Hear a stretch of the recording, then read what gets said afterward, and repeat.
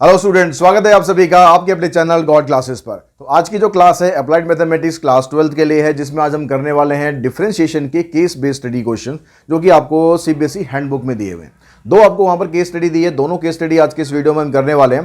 तो सबसे पहली जो केस स्टडी है उसमें कहता है कि farmer has a piece of land. एक फार्मर है, उसके पास अच्छा खासा खेत है, यहाँ पिक में भी दिखा रखा है, बड़ा सुंदर सुंदर सा खेत है यहाँ पर। तो कहता है कि he observe that he got 600 unit of fruit per tree by planting up to 25 trees. मतलब अगर वो 25 पेड़ तक लगाता है, चाहे 25 लगा ले या 24 लगा ले या 23 लगा ले, अगर वो 25 पेड़ तक लगाता है मतलब मैक्सिमम, तो उसको एक पेड़ से 600 यूनिट ऑफ फ्रूट्स मिलते हैं। ठीक है, एक पेड़ से उसको 600 फ्रूट्स मिलते हैं। And when 26 tree were grown, he received 15,210 unit of fruits. तो उसने यहाँ पर टोटल दे दिया, अगर 26 पेड़ लगाता है तो उसको इतने फ्रूट मिलते हैं, 27 पेड़ लगाता है तो उसको इतने फ्रूट मिलते हैं, 28 पेड़ लगाता है तो उसको इतने फ्रूट मिलते हैं। और यही जो सीक्वेंस है सेम पैटर्न के अंदर आगे बढ़ता जाता है। तो अब यहाँ पर ये पैटर्न हमें पता लगाना है, ये पैटर्न एक्चुअली में क्या है। तो हम यहाँ पर क्या करते हैं, नंबर ऑफ ट्रीज लिखते हैं, भाई कितने पेड़ आपने लगाए, और यहां पर हम लिखते हैं कि टोटल फ्रूट कितने मिल रहे हैं, और एक कॉलम बना लो आप फ्रूट पर ट्री, उससे आपको पैटर्न पता करने में आसानी रहेगी। फ्रूट पर ट्री आपको कितने मिल रहे हैं। तो इसने पहली कंडीशन हमें बताई, अगर 25 पेड़ तक लगाता है, यानी नंबर ऑफ ट्री हम 25 से स्टार्ट करते हैं, तो उसको एक पेड़ से 600 यूनिट फ्रूट मिलता है। तो टोटल कितना बना, 15,000 हो गया। यानी एक पेड़ से उसको 15,000 फ्रूट, 25 पेड़ से उसको 15,000 फ्रूट मिल रहे हैं। यानी पर ट्री कितना फ्रूट मिल रहा है उसे, 600। ये उसने क्वेश्चन में दे ही रखा है। लेकिन जब वो 26 फ्रूट्स और ट्री लगाता है तो उसको टोटल फ्रूट उसने दे रखे कि भाई इतने मिल गए, 15,210। तो फ्रूट पर ट्री हम निकालेंगे कह रहे 15,210 को आप डिवाइड कर दो किससे, 26 से। तो 15,210 को अगर मैं डिवाइड करूंगा, कहाँ गया भाई हमारा, 15,210 को डिवाइड करेंगे हम किससे, 26 से। तो यार 585, यानी यहां पर इसको 585 फ्रूट मिल रहे हैं।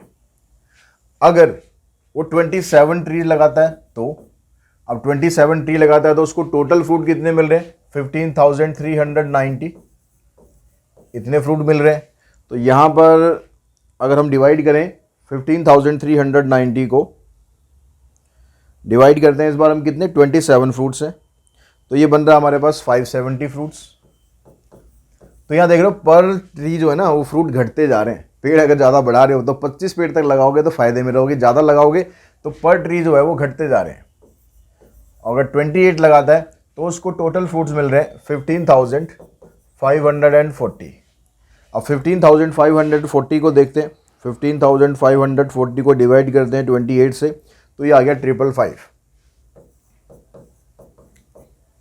तो अब हमें यहां पर ना एक पैटर्न देखना है कि पैटर्न क्या बन रहा है।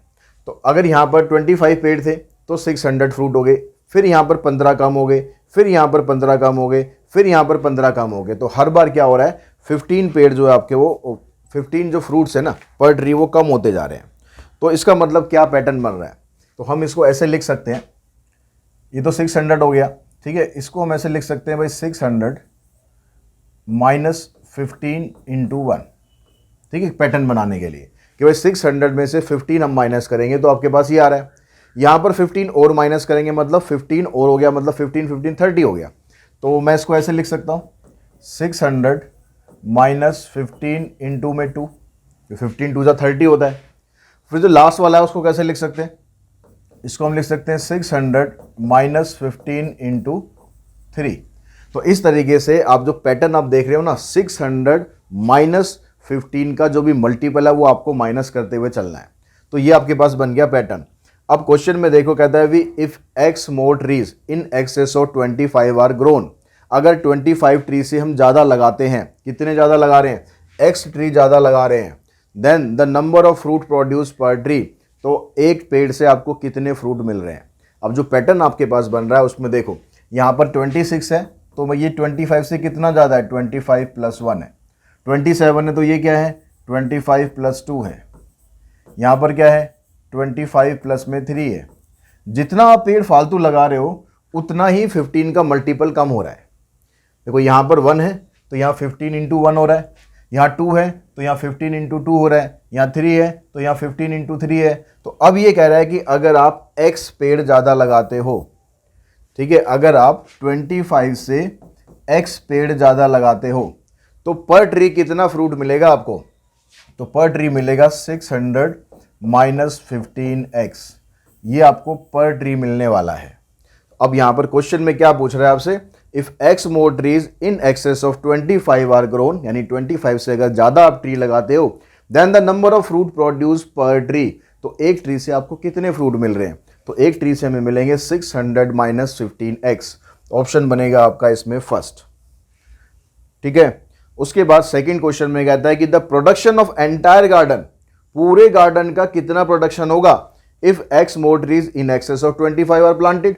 अगर 25 से हम ज़्यादा लगाते हैं x ट्रीज तो हमें ये तो पता चल गया कि भाई एक पेड़ से आपको इतने फ्रूट मिलेंगे, और पेड़ हम कितने लगा रहे हैं? 25 प्लस x लगा रहे हैं।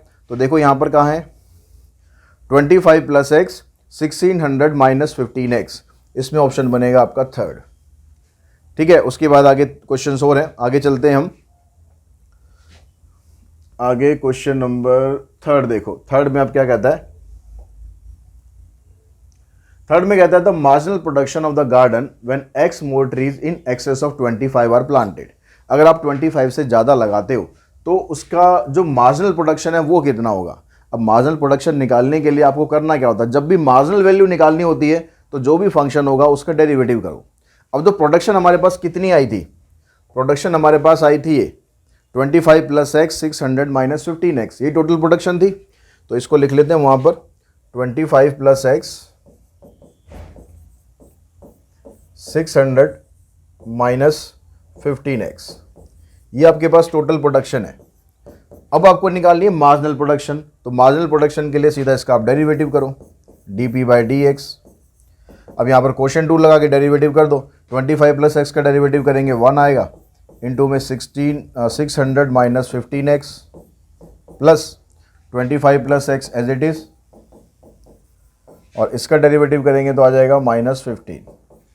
अब इसको सिंप्लीफाई करो, आप आ गया 600 माइनस 15x, इसको इससे मल्टीप्लाई करेंगे 15 5 जा 75, 15 2 जा 30 प्लस 7, और ये आ गया माइनस 15x। तो 600 में से इसको माइनस करो, 225 माइनस 30x, ये आ गया आपके पास मार्जिनल प्रोडक्शन। देखो 225 minus 30x, 225 minus 30x, option बन रहा है इसमें सेकंड।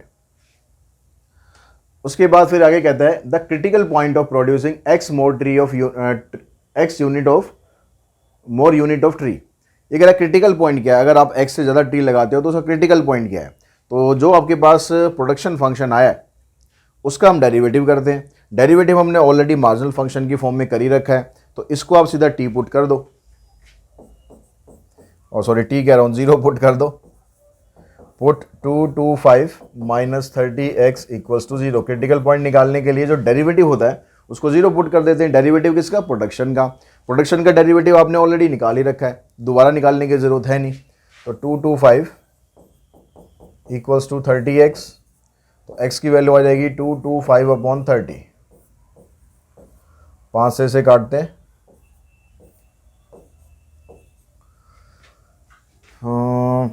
5, फिर 3 से और काट देते हैं, तो यार आपके पास 7.5।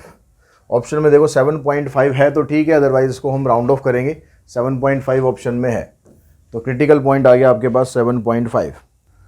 और जो फिफ्थ पार्ट है उसमें कहता है the number of trees to be grown to get maximum production, कि आप मैक्सिमम प्रोडक्शन अगर आप चाहते हो तो कितने नंबर ऑफ ट्रीज लगाओगे। यहाँ पर नंबर ऑफ ट्रीज पूछ रहा है, स्टेटमेंट पे ध्यान देना, टोटल प्रोडक्शन नहीं पूछ रहा है। ये आपके पास टोटल प्रोडक्शन है, इसमें पुट नहीं करना, उसमें से नंबर ऑफ ट्री ये है और फ्रूट पर ट्री ये है। तो आपसे पूछ रहा है कि नंबर ऑफ ट्रीज कितने लगाओगे, तो नंबर ऑफ ट्रीज आएगा 25 प्लस में x, तो 25 प्लस में x आ गया आपके पास 7.5, आंसर आ गया 32.5।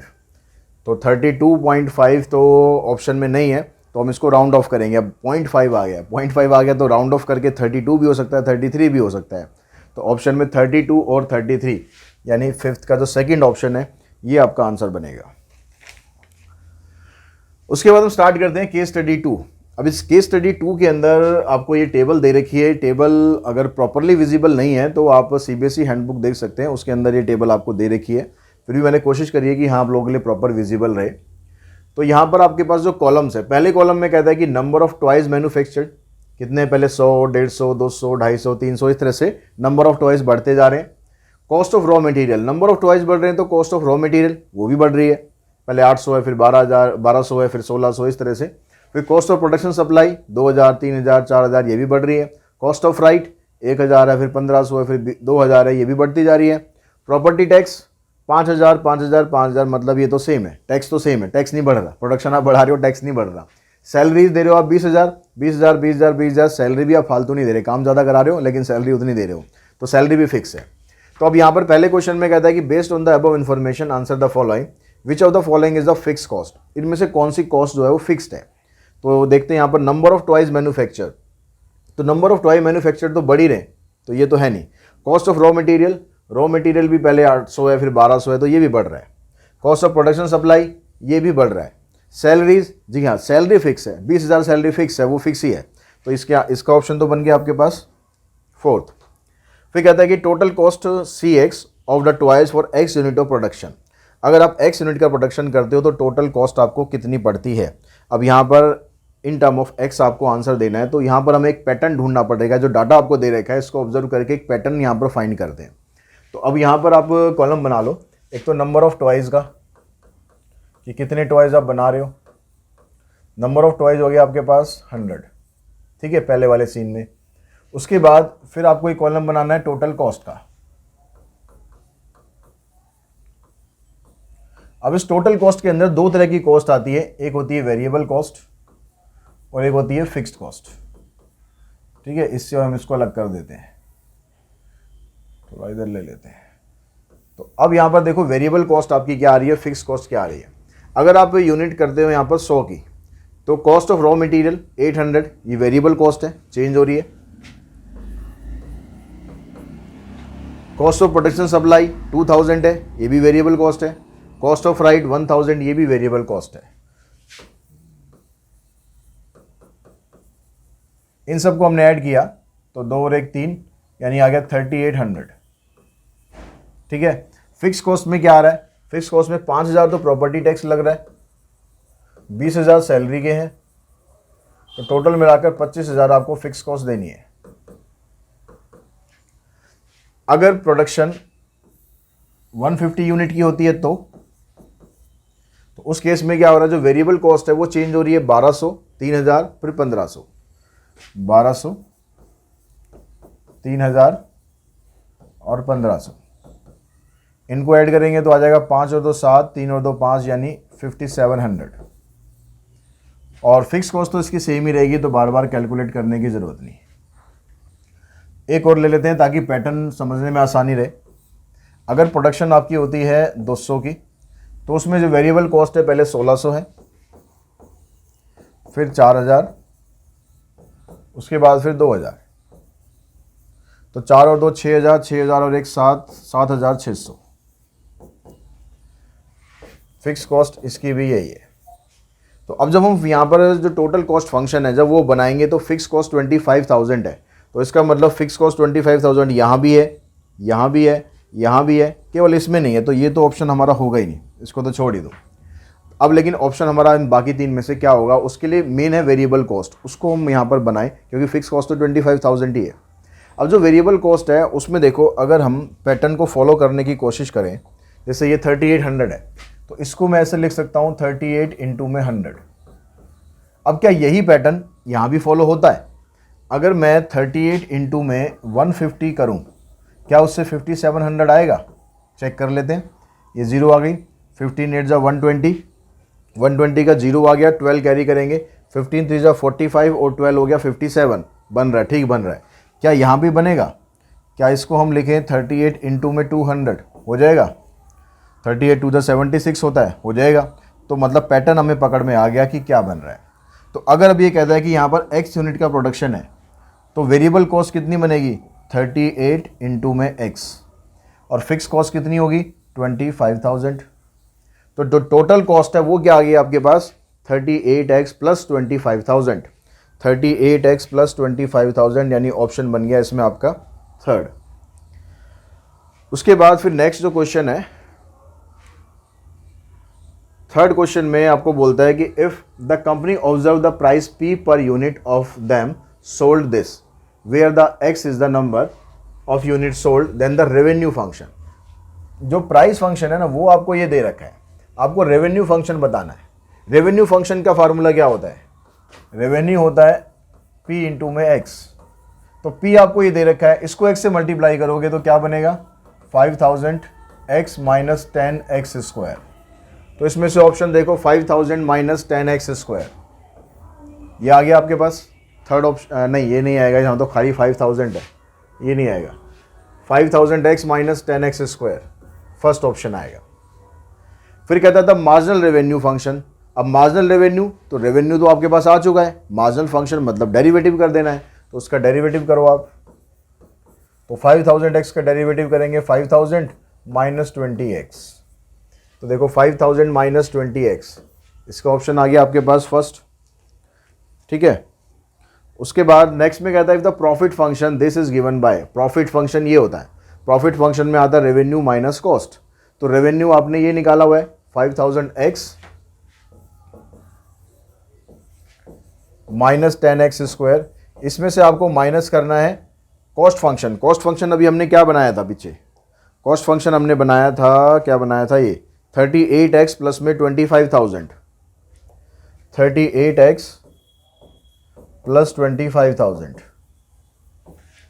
अब देखो इसको सॉल्व करो, इसकी ब्रैकेट खोल के,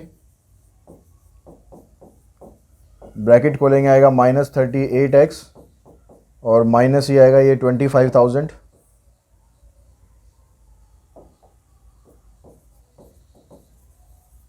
तो पहले एक्स स्क्वायर वाली टर्म लिखो माइनस 10x स्क्वायर, और ये 5,000 में से 38 माइनस करोगे तो आ जाएगा 10 माइनस 8 2, 9 माइनस 3 6, यहाँ आ जाएगा 9, यहाँ आ जाएगा 4, माइनस 25,000।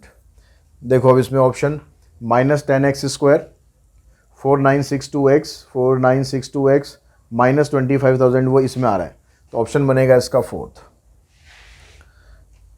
तो इस तरह से ये जो केस स्टडीज़ है दोनों CBSE हैंडबुक की वो आज हमने कर ली है, और हम कोशिश करेंगे कि आपको कि और भी जो CBSE हैंडबुक है या कोई दूसरी बुक्स हैं जहाँ पर केस स्टडी जहाँ भी अवेलेबल हैं वो आपको कराने की पूरी कोशिश करेंगे, ताकि आपकी एग्ज़ाम की जो प्रिपरेशन है वो बहुत अच्छे से हो जाए। आज की इस वीडियो में इतना ही। Thanks to all of you.